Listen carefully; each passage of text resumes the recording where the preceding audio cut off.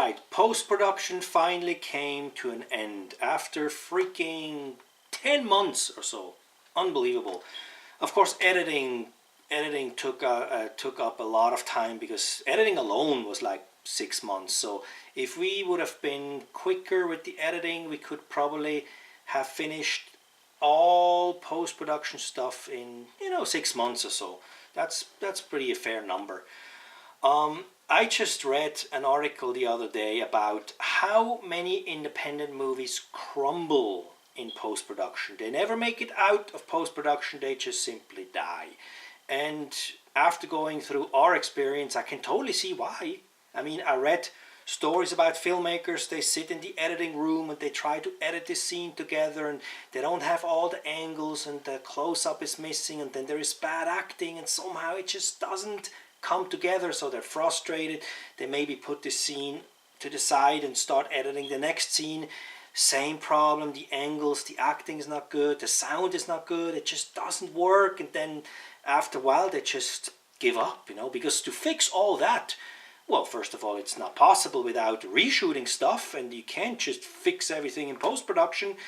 If it's the sound, you have to bring the actors in, and that costs a lot of money, and people just they just fold. I can totally see why. It's a very complex undertaking, this post-production. So it's a huge amount of movies that crumble. So we were blessed, and we were lucky that everything worked out, and we put in a lot of effort, of course, to make sure everything works out.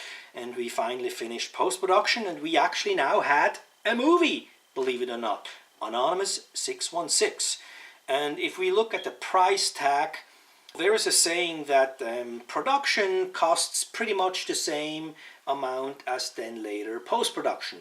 So in our case, we spend about $10,000 in pre-production, which includes the location and the equipment and the lenses and the permits and the insurance, all that, approximately 10 grand.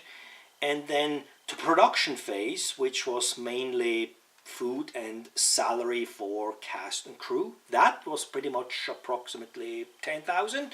And then instead of paying another 10,000 in post-production, we got a little bit lucky, and we only spent half as much, around 5,000. So that brings the entire movie costs for the whole thing to 25 grand approximately. I think it was 27, but that kind of gives you an idea.